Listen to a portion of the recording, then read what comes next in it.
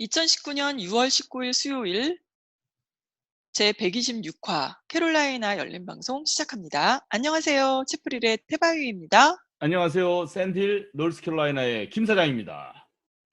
여름방학과 더불어 대학에 진학하는 자녀를 둔 부모님들 있으시죠? 주변을 보니까 자녀가 졸업을 하고 대학에 진학을 하거나 취업 등으로 멀리 떠나보내고 큰 집에 덩그러니 남아 계신 부모님들이 계시기도 하고 간혹 떠난 자녀 곁으로 이사를 가는 부모님들도 계시더라고요. 저는 아직은 이런 경험이 없는데 김 사장님은 주변에 이런 분들 많이 계시죠? 예, 어렸을 때 아이들 뭐 초등학교, 중학교, 고등학교 갈 때는 아침마다 특히 월요일 아침 학교 보내느라고 뭐 뭘 먹여야 되고 도시락 챙겨야 되고 숙제는 했는지 점검하고 아우, 그런 일들이 전쟁이었죠. 예, 영원이 될 것 같지만 시간이 지나면 어느덧 졸업을 하지 않습니까, 아이들이? 맞아요. 예, 그러고들 이제 결국 무슨 대학생 자녀의 학부모가 되는 거죠. 막 얘기하면 늙는 거고. 그런 부모님들이 이제 주변에 점점 많습니다, 이제. 네. 네, 최근에 CK 댄스 춤사위 한국무용 단원이었던 박아롱 님도 어, 텍사스로 대학에 간 딸 곁으로 이사를 가게 되었대요. 그래서 예. 그 네. 페이스북에 봤는데 그 아주 어 소수 몇 분이서 열심히 한국 전통춤 연습하고 여러 네. 행사에서 아주 멋진 한복을 입고 또 멋진 공연 공연도 보여주는데 참 많이 했는데. 또 물론 따님이 뭐 좋은 대학에 가서 옮기는 건 좋은데 이렇게 무용 단원이 한 명 줄었다는 게 또 안타깝네요. 맞아요. 굉장히 서운하더라고요. 그래서 물론 이제 자녀가 멀리 떠나가서 부모님들은 원래 살던 집에 이렇게 남는 경우도 많은데 또 이렇게 멀리 대학으로 간 그 딸 곁으로 이사를 가는 부모님들도 종종 계시답니다. 그 미국에서는 별로 볼 수 없는 상황이에요. 그죠? 대부분은 부모님들은 그냥 살던 데 계시고 맞아요. 자녀들이 인제 뭐 기숙사 들어가죠, 대부분 미국. 네. 예. 기숙사 들어가서 그냥 혼자 가는 건데 한국에서는 인제 부산에서 딸을 서울로 유학 보내면 인제 엄마가 와서 방을 얻어 같이 있는다든가 뭐 이런 예. 거는 종종 있었어도 미국에서는 네. 큰 상황입니다. 아무튼 이렇게 가셔서 저는 굉장히 서운해요. 예. 그래서 저 같은 경우는 아침마다 운전을 해서 아이들을 보내줬거든요, 학교를. 근데 어느 맞아요. 날 저도 이제 딴 그랬어요. 도시로 예 옮겨가면서 운전을 그만하게 음. 됐어요. 굉장히 오래됐는데 어. 저는 인제 대학 가서 그런 게 아니라 이제 고등학교 때 딴 도시로 옮기면서 제가 운전을 그만두게 됐는데 그때 네. 혼자 작은 자축을 했어요, 자축 스스로. 운전을 그만하게 되니까 새벽에 안 일어나도 되는 거잖아요. 네. 상당히 어려운 일이었어요, 그게. 그럼요, 그럼요. 예. 아유 그래서 바쁘고 그냥.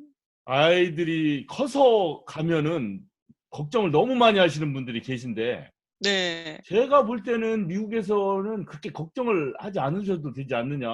왜냐하면 음. 기숙사를 일단은 다 가서 거기서 살기 때문에 한국과는 달리 그래도 좀 안전한 것 같아요. 저 경험에 비춰보면. 그래요? 오히려 대학생 자녀들의 그 대학 다니는 맛은 없겠죠. 한국처럼.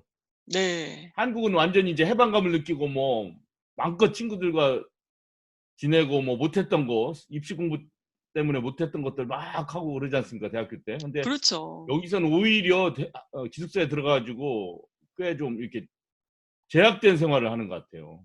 음. 그래서 너무 부모님들이 학생을 뭐 대학에 보낸다든가 타지로 보내면 걱정 너무 하시지 마시고 오히려 인제는 정말 자신의 삶을 시간을 좀 여유를 가지고 자신의 삶 못했던 것들 찾고 뭐 자신의 꿈을 조금씩 실천해 나가는 그런 기회로 삼으면 좋겠다 이런 생각이 듭니다. 맞아요. 근데 김 사장님은 자녀분들 다 대학 다 떠내보내고 나서 하고 싶으신 일 뭐였죠? 지금 방송하고 있지 않습니까, 방송. 잘 돼 가고 있네요, 우리 김 예, 사장님은 잘 되고 꿈을 있어요. 향해서. 예, 예. 아주 잘 되고 어. 있습니다, 우리 방송. 네. 아유 네. 자 그럼 오늘 전해 드릴 내용 알려드리겠습니다. 트럼프 재선 운동 공식 시작과 서류 미비 이민자, 대규모 추방, 가짜뉴스, 억지 주장, 샬롯 우체부 윤현정님의 이야기, 플라스틱 쓰레기의 심각한 폐해, 로버트 다우니 주니어, 상어 습격에 다리 잃은 소녀의 위로 편지, 한국 현지 방문 인사, 세바스찬, 랄리의 축구 경기장 설립 계획, 대한항공, B787 30대 구매 계획. 예, 오래간만에 제가 국내 소식 하나 전달해 드리겠습니다. 뭐 국내 소식 뭐 중요한 소식인데 네. 너무 그 가짜 뉴스나 억지 주장들이 지나치게 많아서 요거에 대해서 뭐 한마디 안 드릴 수가 없어요. 네. 그 첫 번째 예를 들면은 저희들이 이제 좀 이 미주 지역에 나이 많이 드신 분들이랑 같이 카톡방에 있는데 그 한 분이 자꾸 그 한국에서 떠도는 그 뉴스를 주장하는 거예요. 뭔가요? 음. 예를 들어 문재인 대통령은 태극기 배지를 안 달았다. 그러면서 네? 이제 태극기 배지를 안 달았다. 어. 정상회담 하면서. 어. 그러면서 이제 그 사진 같은 거 뭐 신문에 난 거 이런 거 보면서 이제 동그랗게 배지가 달리지 않은 모습을 이렇게 보면서 이제 응? 문재인은 왜 태극기를 싫어하는가? 뭐 그 뭐 어머. 답을 어떤 답을 태극기 원하겠어요, 그게. 이제 그 항상 하는 레파토리 있지 않습니까? 그 김정은의 꼬붕이다. 대한민국을 아. 부정하는 사람이다. 빨갱이 세력이다. 좌파 세력이다. 이 얘기를 하기 위해서 이제 그런 얘기를 하는 거 아니겠습니까? 그래서 제가 거기에다가 답을 달았죠. 찾아보니까 대통령이 외국 정상과 만날 때 배지를 다느냐 안 다느냐는 의전에서 정해진 게 아니래요, 전혀. 그런가요? 예, 근데 그거를 배지를 안 달면 무슨 결례인 듯한 막 이런 식으로 그 사람들이 공격을 하는 거예요. 근데 공식적으로 배지는 달아도 되고 안 달아도 돼요. 그러게요. 개인이 정하는 거 아닌가요, 그거는? 예, 그래서 제가 이렇게 찾아봤지 않습니까? 아주 쉬워요. 그냥 구글에서 푸틴 머켈 뭐 제가 이렇게 쳐봤어요. 네. 여기 보세요. 안 달았네요. 예, 여기 보세요. 뭐 아무것도 안 달았지 않습니까? 배지 네. 착용 안 했잖아요. 독일, 네네. 러시아 정상회담 하는데 아무것도 안 달았죠. 네네. 근데 한국은 달아야 되나요?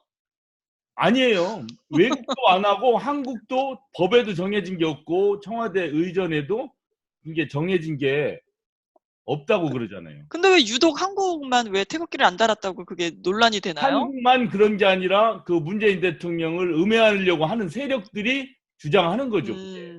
그러니깐요. 예, 참 그게 안 맞는 얘기네요. 근데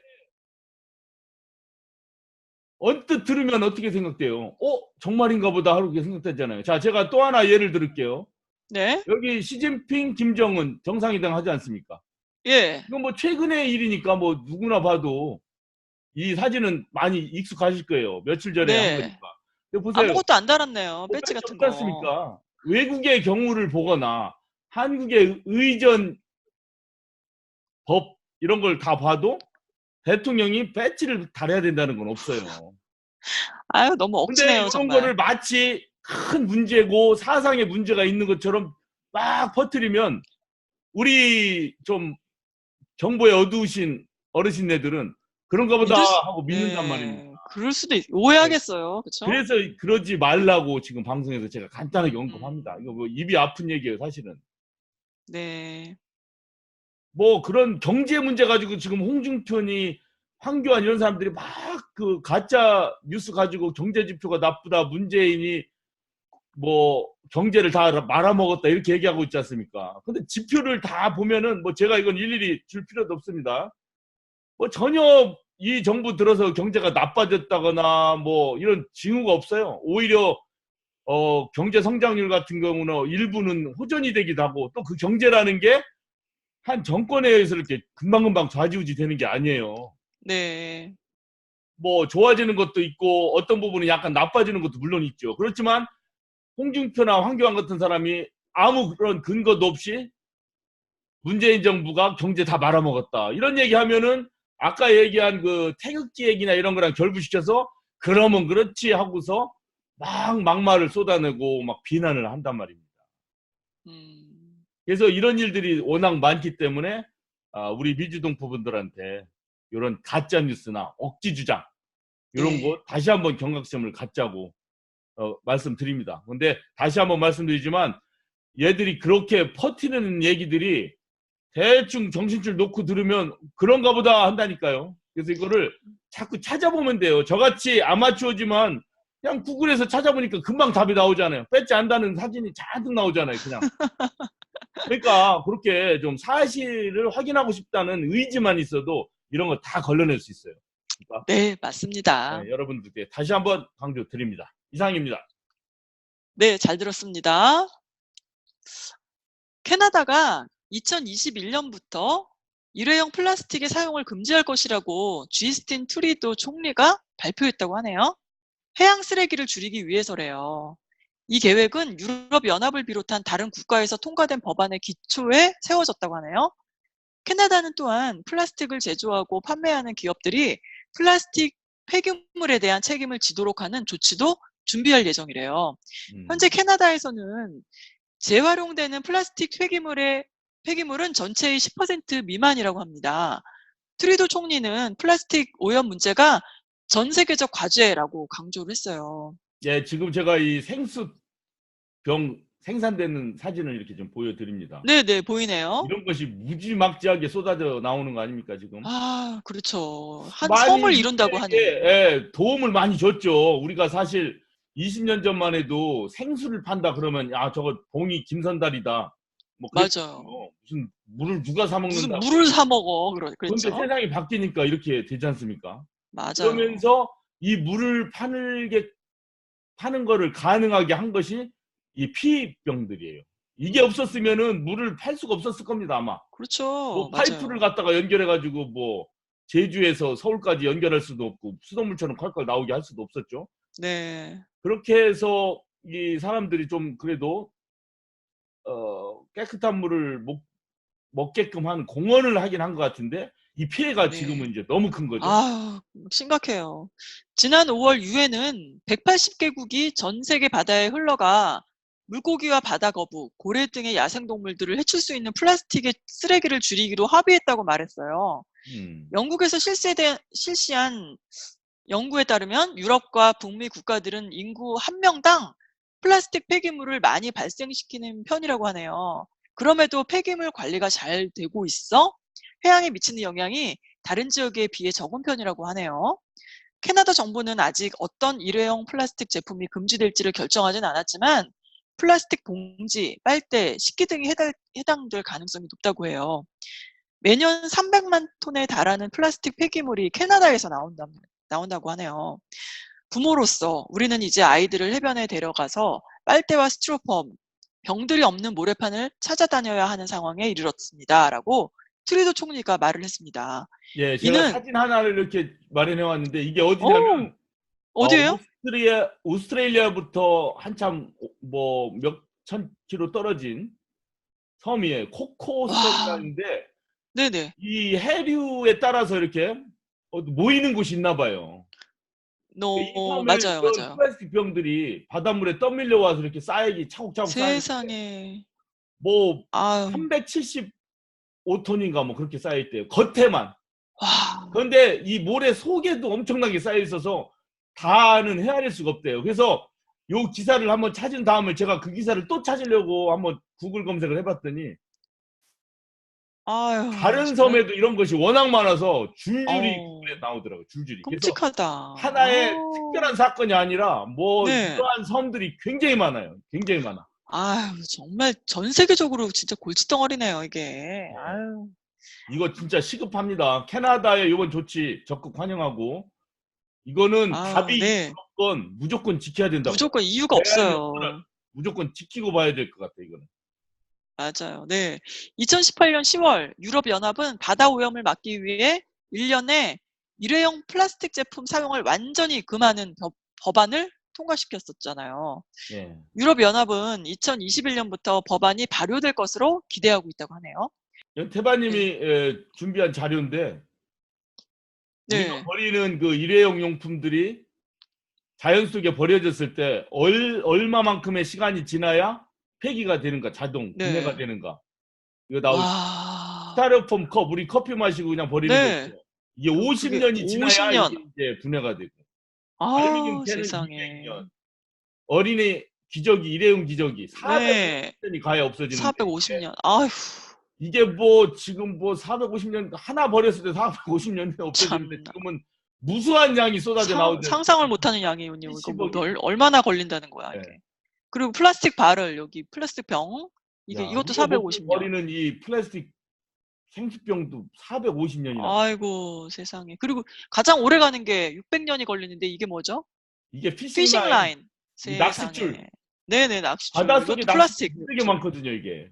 아우, 우리 세상에. 머렐비치에서 낚시할 때도 막 하다가 네. 고기가 잡혔나 하고 막 열심히 이렇게 올리다 보면 낚싯줄에 네. 걸려있는 거예요. 그러니까 그 낚싯줄이 어머. 계속 쌓여 있으니 그 머렐비치 바다 아. 속에는 사람이 이렇게 던지는 낚시에도 걸리는데 아마 해양 생태계한테도 이게 굉장히 큰 뭐, 그 피해를 줄 것 같아요.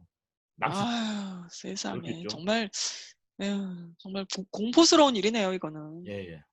네. 자, 다음입니다. 어 지난 방송이었죠? 그 노스캐롤라이나에 17살 난 어린 네. 소녀가 네. 거기가 평화의 어디였죠? 공격을 받고 다리를 절단하는 그런 사건이 있었죠. 맞아요. 노스캐롤라이나주 애틀랜틱 비치 인근이었잖아요. 예. 그런데 마블 블록버스터 어벤져스 시리즈에 나오는 아이언맨을 연기한 그 영화 배우 아세요? 예, 그 영화 제목만 알고 영화 배우는 모릅니다. 네. 다우니 주니어. 되게 굉장히 유명한 그 스타인데요. 음.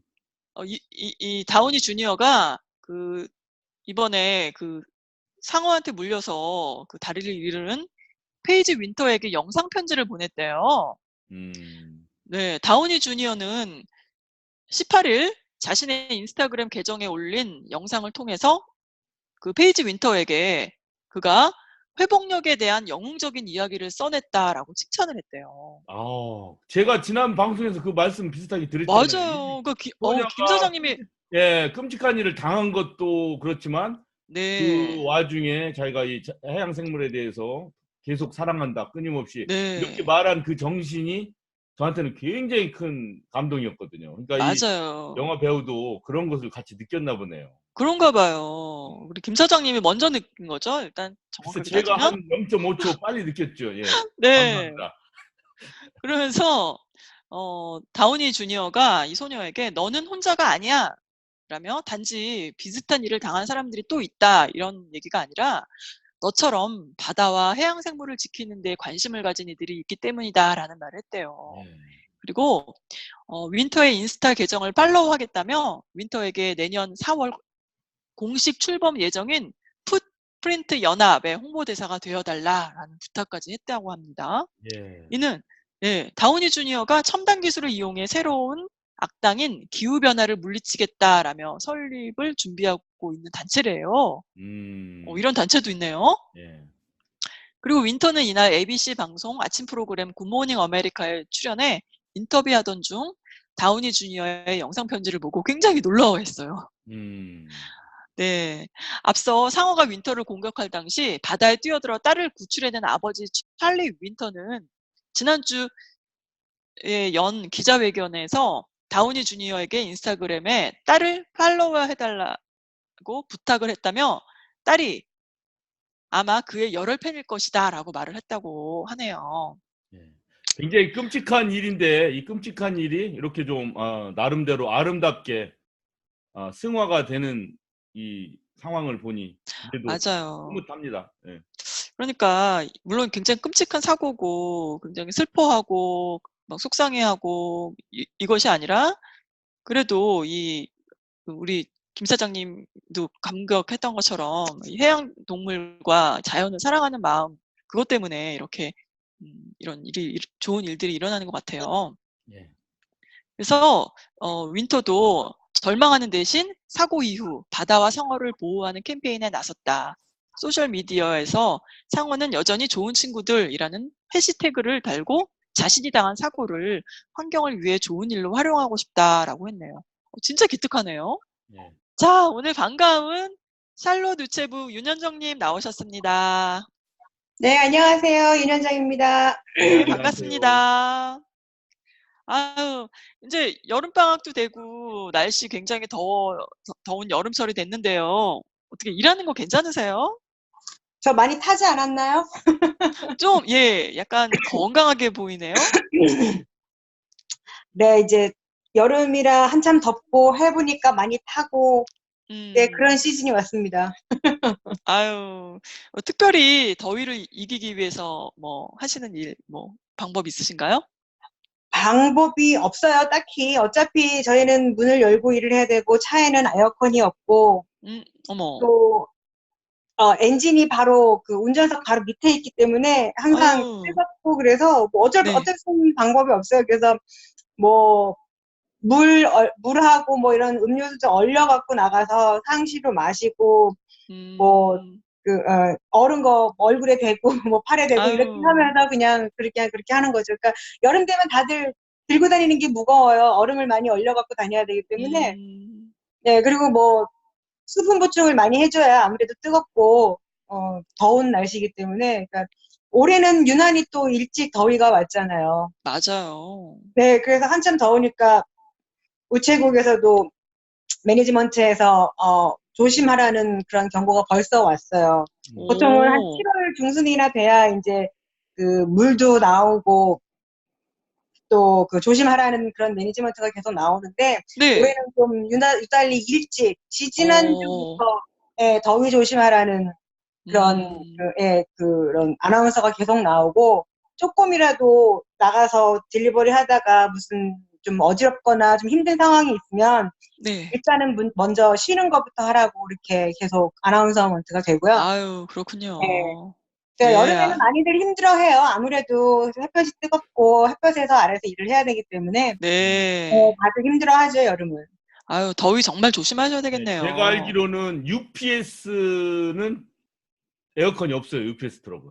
그리고 페드엑스도 익스프레스만 에어컨이 있는 것 같더라고요. 근데 어차피 오, 그 차에 에어컨이 있어도 뭐 계속 왔다 갔다 해야 되는 거 아닙니까? 문 열었다 닫았다. 그러니까 음, 뭐, 그렇죠. 어차피 저희는 창문을 계속 열어놓고 다녀야 되기 때문에 예. 에어컨이 있어도 소용이 없고 저희는 그 옥시전 팬이 있는 차가 있고 아니면은 그냥 동그란 선풍기 같은 팬이 있는 그런 차가 있고 그런데 잘 안 틀려고 해요. 너무 시끄럽기도 하고 바람이 나중엔 따뜻해지거든요.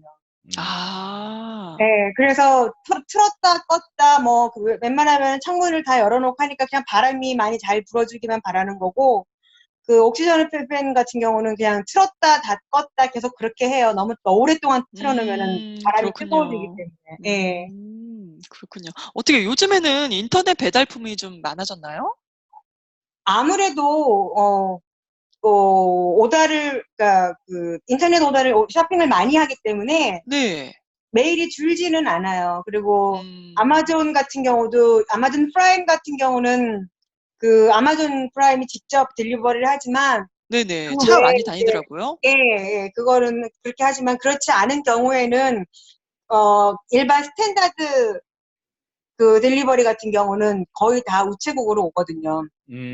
프라임만 그렇기 때문에 특별히 줄어들거나 뭐 그런 건 없고 더 많아지기는 많아지죠. 아무래도.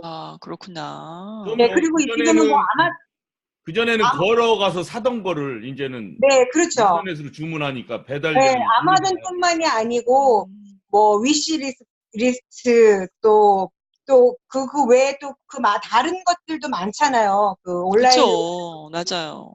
그렇기 때문에 그런 거는 계속 늘고 있거든요. 이 소비자들이 말이야, 이 사람들이 어디 상가에 가서 걸어가가지고 물건 사오고 집에 가져오고 이러면서 운동이 되면서 좀 건강하게 살 텐데 그거를 하나도 안 하고 손가락 클릭만 하니까 이제 점점 비대해지고 그 대신 그 건강이 누구한테 가냐면 우리 우체부님들한테 우리 윤현정님처럼. 점점 건강해지는 거죠.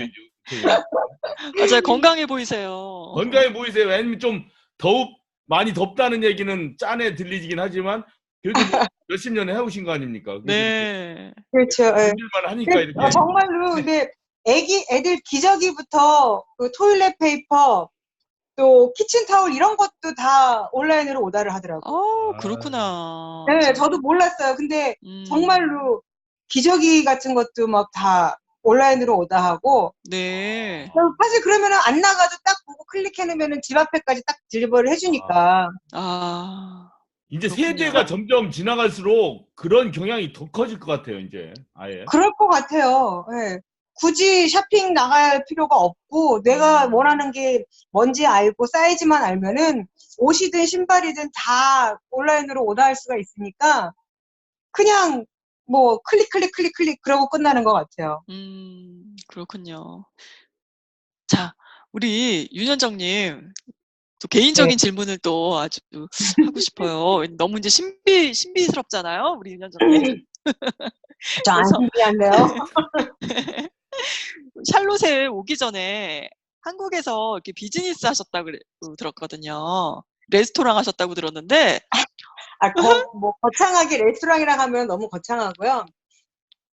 미국 오기 전에 그러니까 결혼하면서 그 준비하는 과정에서 그 식당을 잠깐 했어요. 그래 어떤 식당 하셨어요? 그때 막 그게 벌써 한 15년, 20년 전이니까 22년 전이니까 그때 막 그 한국에서 생고기가 유행을 했어요. 네.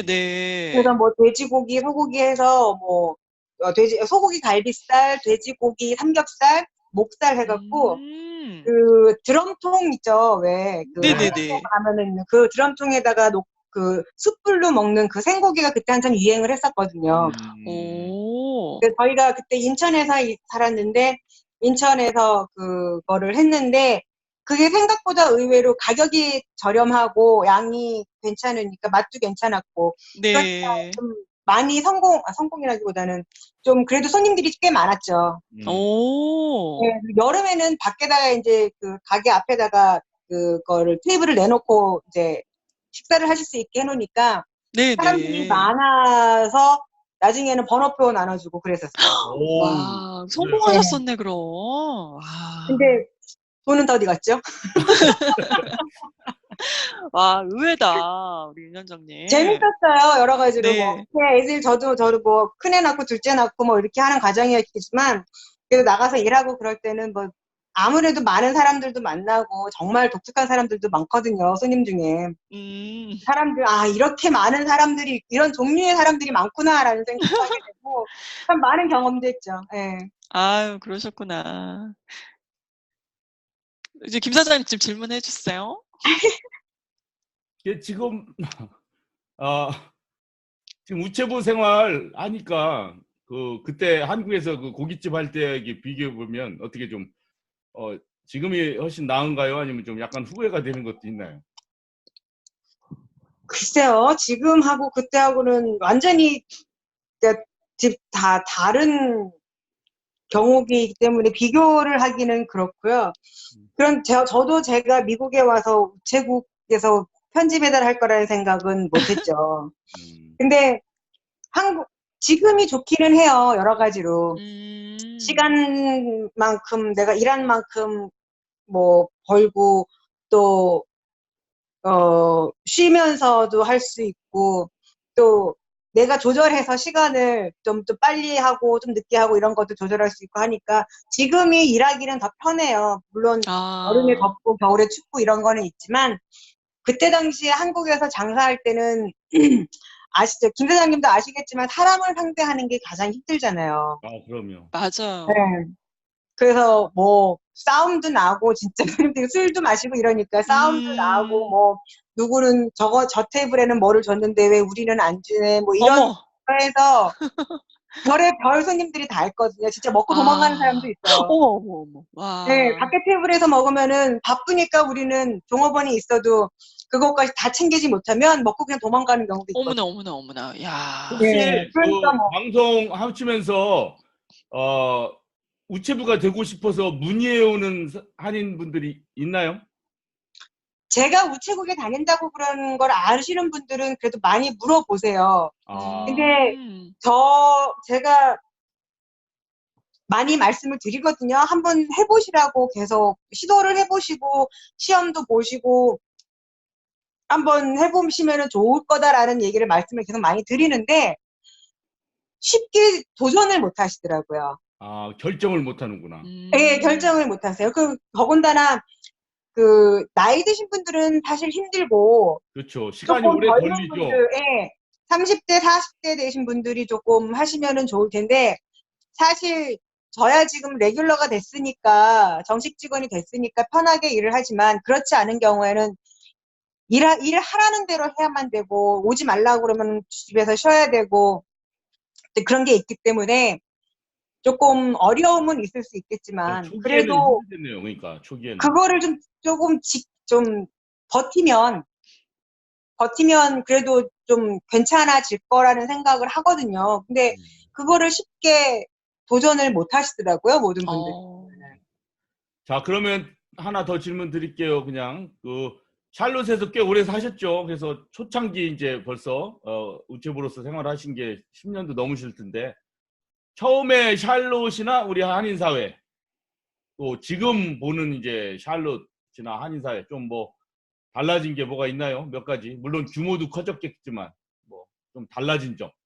글쎄, 제가 느끼는 거는 한인분들이 많이 늘긴 늘었어요. 젊으신 분들도 많이 오시고, 뭐, 외부에서, 다른 주에서나 그러니까 한국에서 오시는 분들이 많이 늘기는 했는데,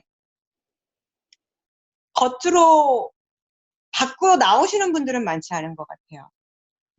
그래요? 그러니까 한인들이 조금 더 활성화가 되고, 지금 전체적으로 다들 그런 말씀을 하세요. 각 교회별로도 그러고, 교회가 사람은 느는 것 같은데 활성화가 안 된다? 이렇게 표현을 하시더라고요. 교회도 예배만 보고 딱 그냥 가나 보죠. 무슨 이제 예를 들어 그렇죠. 그러니까 안 사람들이 나오고. 교회에서 행사를 하고 뭐 이런 거를 하고 그러면 다들 나서서 같이 이렇게 막 하고 그래야 되는데 기존에 하시던 분들만 하고 새로 오신 분들이나 뭐 다른 주에서 오신 분들이나 이런 분들은 안 하시려고 하는 경우가 많고 그리고 밖으로 뭔 행사를 이렇게 할 때는 더군다나 더 많은 분들이 참여를 안 하시고요. 그러니까 저희가 보면은 한국 분들이 늘었구나라는 생각을 하는데 보이는 분들은 예전에 보이던 분들만 보이세요. 이게 생각에는 많이 개인화가 됐죠. 그게 뭐 꼭 나쁜 건 아니에요. 왜냐면 아까도 식당 하면서 사람 부딪히는 일 힘들다고 그러셨잖아요. 근데 미국에 와서도 물론 그리워서 만나서 도움받는 것도 있지만 어떤 분들은 막 괜히 한인 사람들 만나서 오히려 더 귀찮아지는 게 아니냐 이런 생각도 있을 수가 있어요. 그래서 뭐 억지를 할 수는 없죠. 근데 모든 사람들이 좋아하는 문화 행사나 이렇게 우리처럼 방송 뭐 이런 것들을 많이 해서 스스로 즐기면서 소통하고 하는 그런 계기들을 자꾸 만들어내는 게 좋겠네요. 왜냐하면 개인적으로 그렇게 생활하시는 경향에 대해서 막을 수는 없을 것 같아요. 그거는. 그렇죠. 그러니까 김 사장님 말씀이 맞는 것 같아요. 그러니까 누구와 함께 가는 것보단 내가 피해받지 않고 피해 주지 않고 내 개인적으로 내가 필요한 것만 하고 살겠다라는 개념들이 더 많아지긴 한 것 같아요. 그리고 또 한 가지는 기존에 계셨던 분들이 워낙 오래되신 분들이잖아요. 그렇죠. 그러니까 맞아요. 그만큼 또 생각하시는 것도 또 그냥 그 세대의 올드한 생각을 갖고 계시고. 그렇겠네. 그러니까 젊으신 분들이나 지금 막 한국에서 오신 분들, 뭐 30대, 40대 이런 젊은 분들 같은 경우는 그분들하고 얘기하려고 하면 아주 힘들어 하더라고요. 그렇구나. 예, 이게 같이 소통이 안 되는 거죠, 한마디로. 지금 한국이 이만큼 변해갖고 정말로 많은 변화가 있었던 반면에 미국에 사시는 분들, 뭐 미국뿐만이 아니고 그러니까 이민 나와서 사시는 분들이 생각하시는 게 한국 사람들처럼 그렇게 확확 변하지가 않거든요.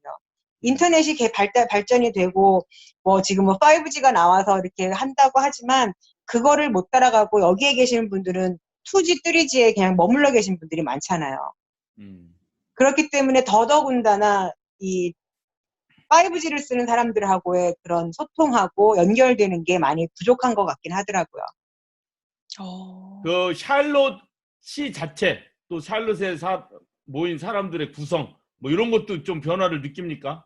아무래도 뭐 교통체증이 더 많아진다든가, 뭐 공기가 나빠진다든가, 뭐 지금 구성이 좀 달라진다든가 그런 거. 하이웨이 77에 예. 지금 그 익스프레스 바이패스가 생겼어요.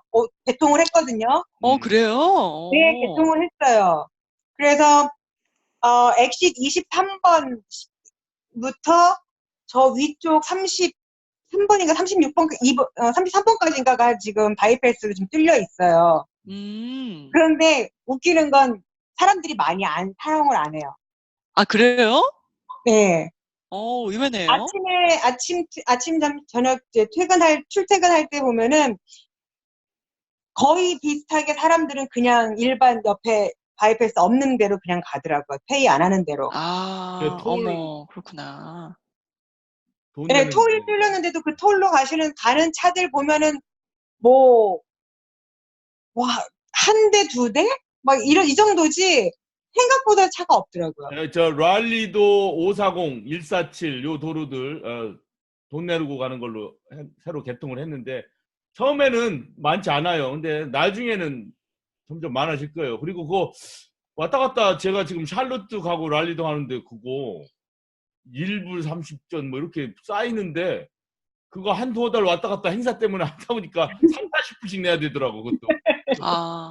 이거 네, 그거 참고로 하시고. 근데 점점 사용하는 차들이 많아지겠죠, 아무래도. 그렇죠.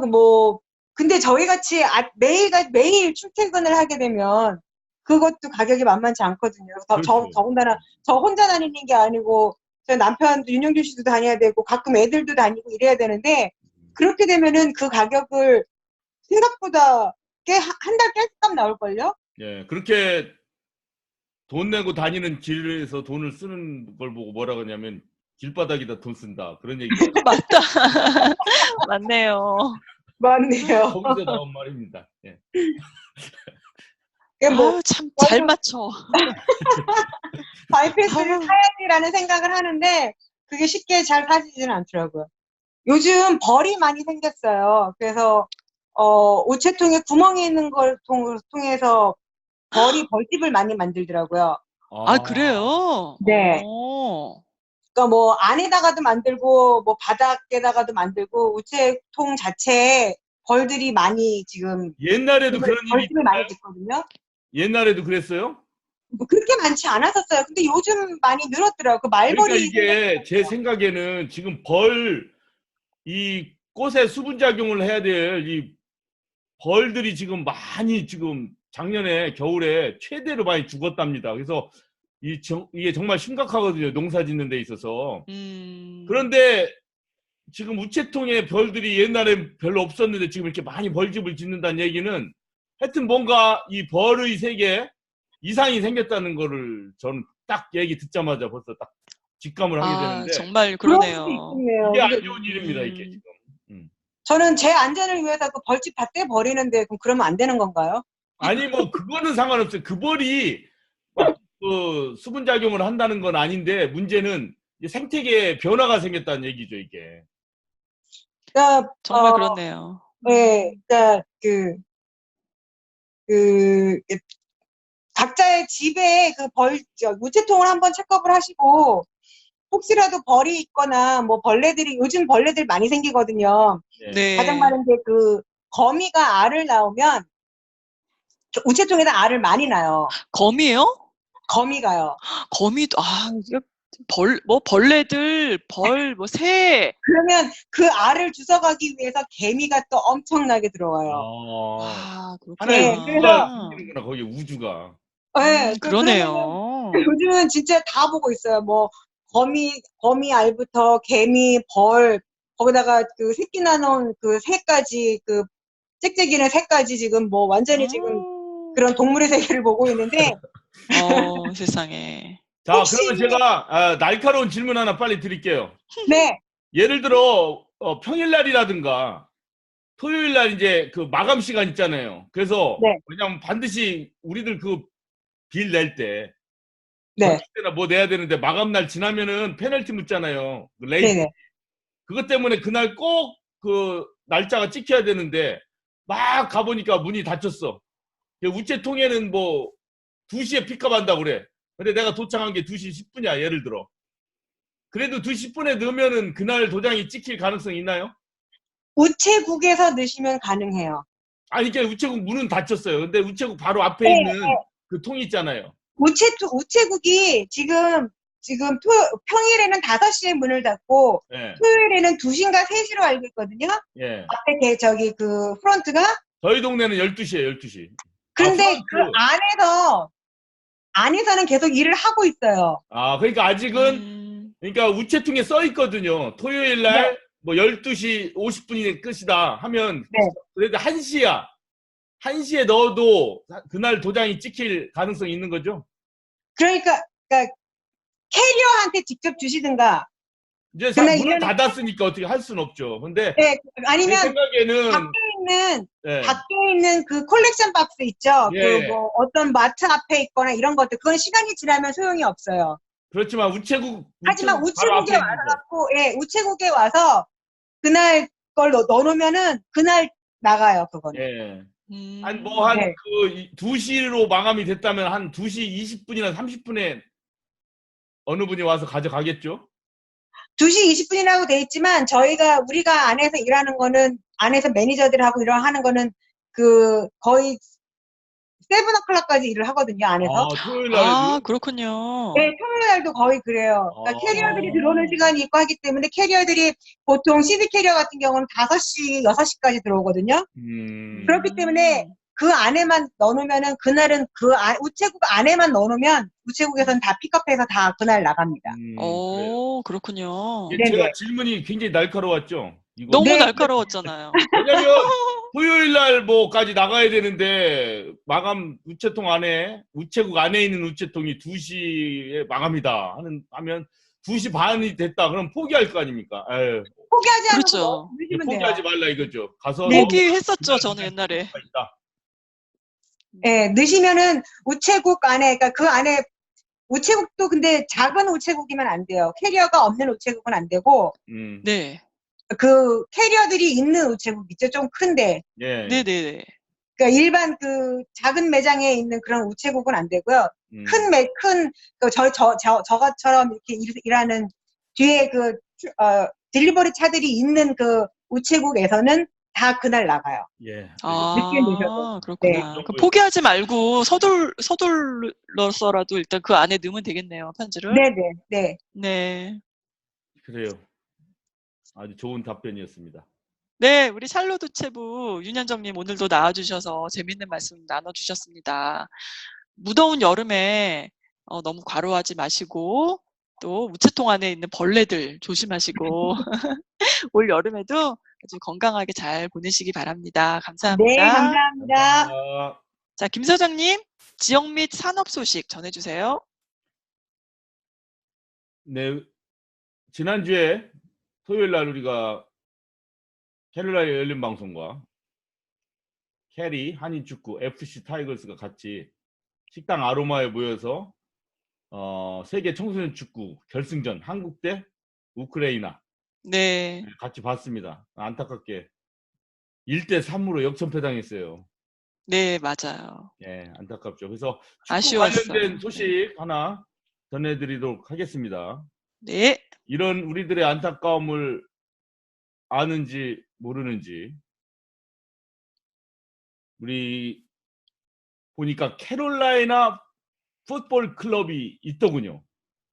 그래요? 클럽.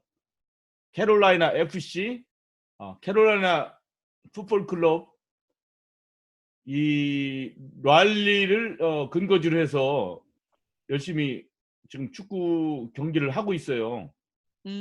그렇군요. 예. 그래서 노스캐롤라이나 풋볼 클럽과 NC 커리지. 이 NC 커리지는 여자 축구입니다.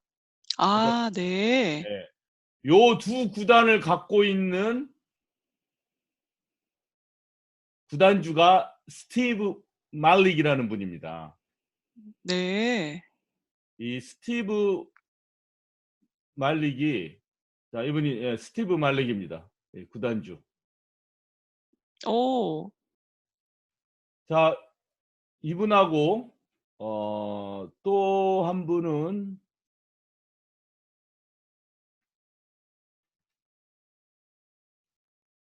존 케인이라는 부동산 개발업자입니다. 아, 이 두 그래요? 명이 같이 힘을 합쳐서 음. 랄리 다운타운 중에서도 사우스 이스트 동남쪽 있죠. 네. 70번 도로 40번 도로 이렇게 가는 쪽. 그쪽에다가 대형 사커 스타디움을 짓는다고 발표했어요. 아. 근데 이게 얼마짜리 규모냐면은 19억 불짜리예요.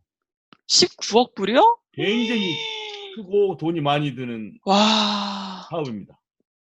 우리 옛날에도 방송했을 때 샬롯에서도 그 네스카 하던 사람이 뭐 구단주로. 카운티하고 시에서 돈을 좀 받아가지고 네. 샬롯에도 축구 스타디움 만들려고 지금 추진 중이다, 그 얘기도 했었지 않습니까? 네네네. 옛날에요. 이번에는 네. 랄리 소식입니다. 그래서 아. 랄리에 바로 이런 축구 경기장을 짓겠다, 이렇게 얘기한 거죠.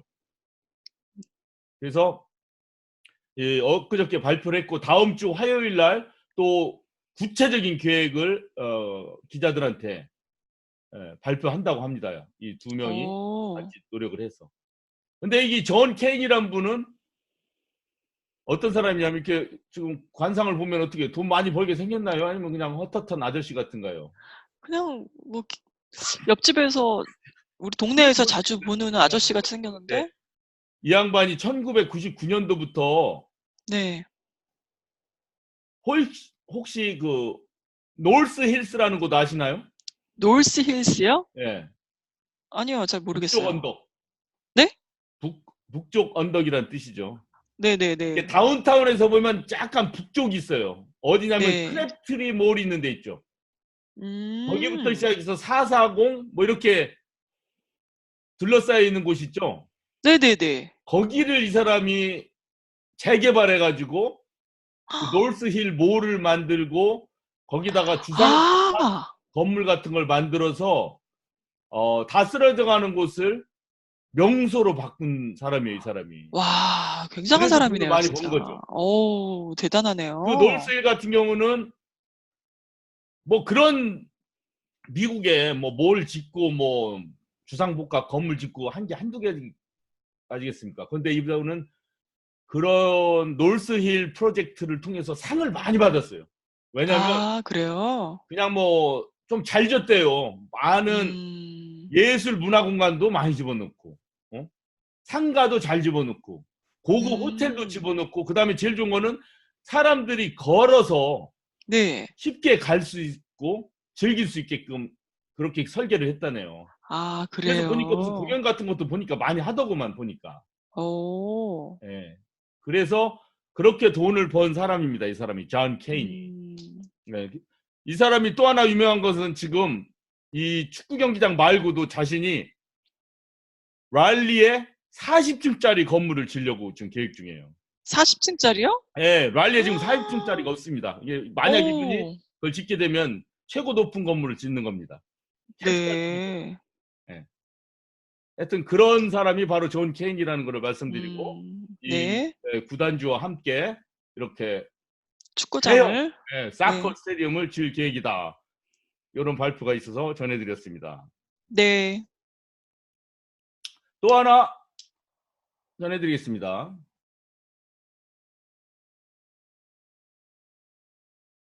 우리 찰스톤에 보잉 공장 있죠. 네, 있죠. 놀스 찰스톤에. 여기에서 드림라이너라고 하는 보잉 787을 최종 조립하고 여기서 인도를 합니다. 인도라는 건 뭐냐면, 이제 해외 각국에 항공사가 비행기를 사면 여기 와가지고 그 항공사 조종사가 이 비행기를 가지고 본국으로 가는 겁니다. 이제.